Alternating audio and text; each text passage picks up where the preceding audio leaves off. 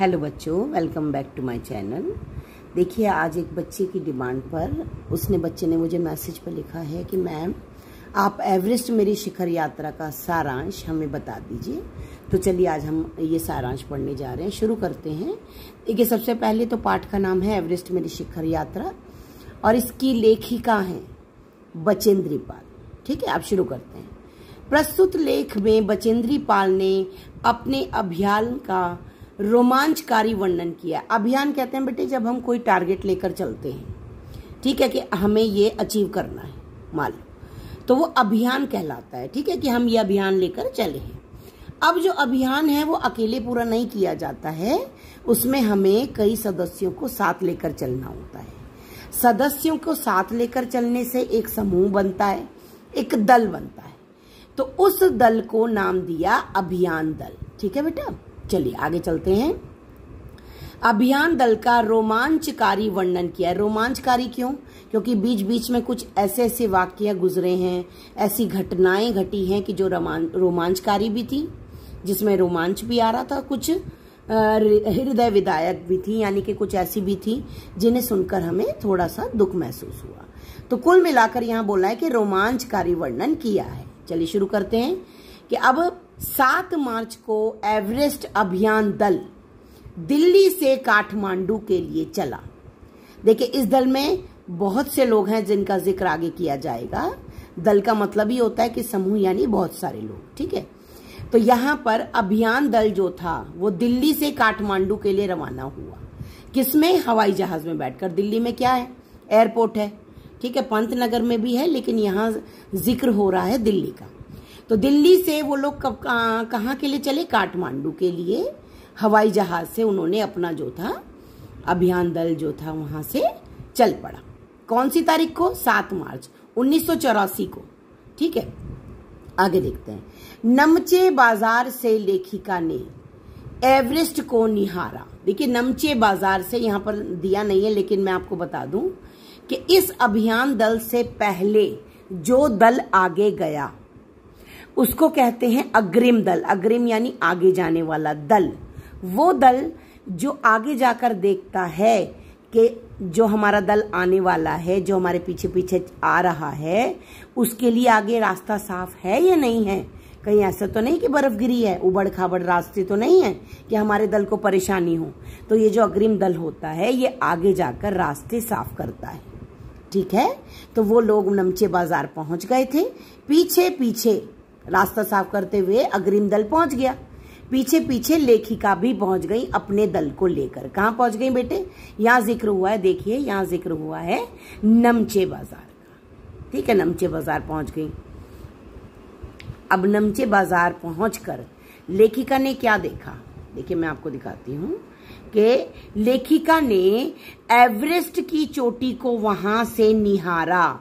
निहारा यानी नमचे बाजार एक ऐसी जगह थी जहां से एवरेस्ट की चोटी बिल्कुल साफ दिखाई दे रही थी।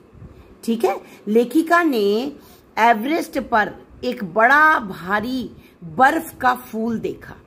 देखिए बेटे, बर्फ का फूल होता है जब तेज हवाएं चलती हैं तो वो बन जाता है। बर्फ का फूल कहते हैं बर्फ का बड़ा सा गोला, गोला कह दो आप उसे, बड़ा सा गोला होता है जिसे प्लूम भी कहा जाता है। जिसको क्या कहा जाता है? प्लूम।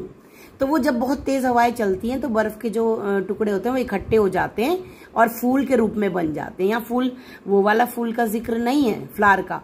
यहाँ बर्फ का फूल यानी प्लूम का जिक्र किया जा रहा है। ठीक है, गोला या तेज हवा के कारण बनता है। ठीक है, ये क्लियर कर दिया। 26 मार्च को अभियान दल पेरिस पहुंचा। देखिए, 7 मार्च से शुरू हुआ था, 7 मार्च को नमचे बाजार पहुंच चुका है बेस कैंप, और वहां से अब पेरिस पहुंच गया है। कौन सी तारीख को? 26 मार्च को।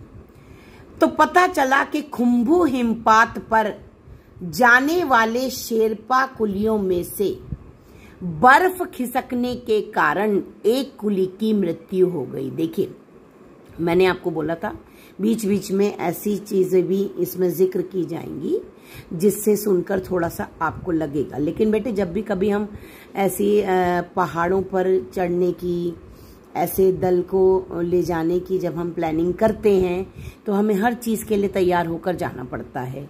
ये सोचकर जाना होता है कि रास्ते में ज़रूर कोई ना कोई परेशानियां आएंगी जिसको हमें फेस करते जाना है।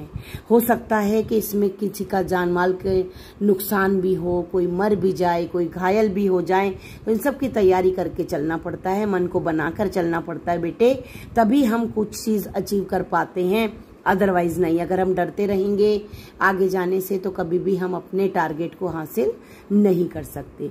तो देखिए यहाँ क्या हुआ, खुम्ब हिमपात। खुम्ब हिमपात, हिमपात का मतलब होता है बेटे हिम का गिरना।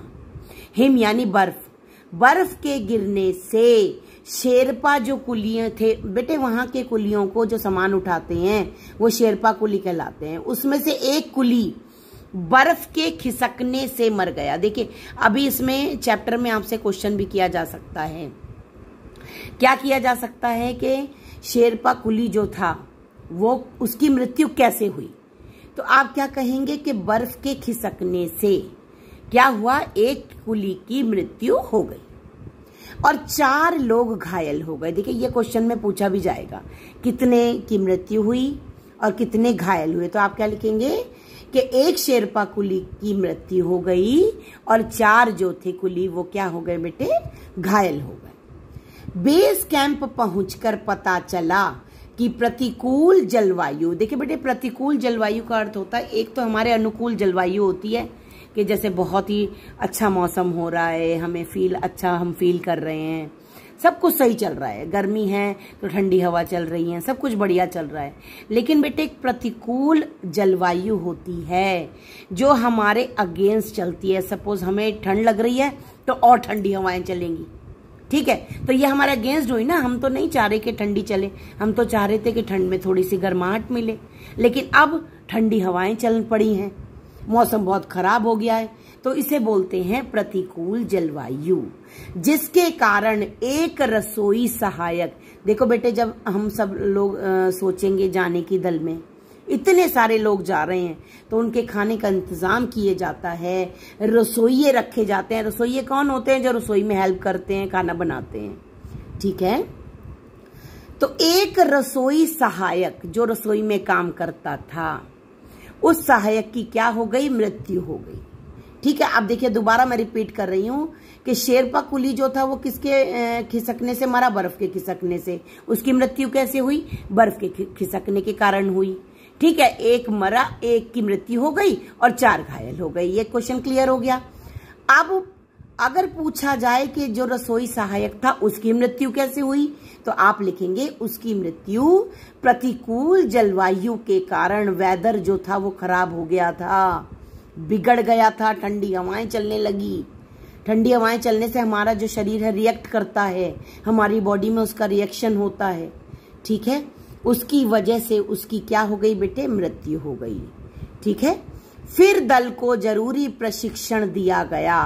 अब दल को बहुत जरूरी हो गया उनको सचेत करना, उनको समझाना, उनको गाइड करना। प्रशिक्षण कहते हैं गाइडेंस दी गई, उनको बताया गया कि देखो हमारा दल जो ये जा रहा है इसमें आपको कई चीजों का सामना करना पड़ेगा और सामना करने के लिए तैयार रहना पड़ेगा।